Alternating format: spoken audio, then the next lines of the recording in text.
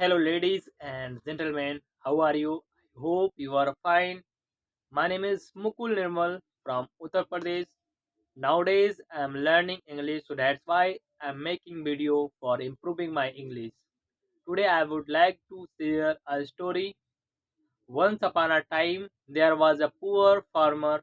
He lived in a village and he worked very hard in his field every day. One day he found a bag full of the money on the road.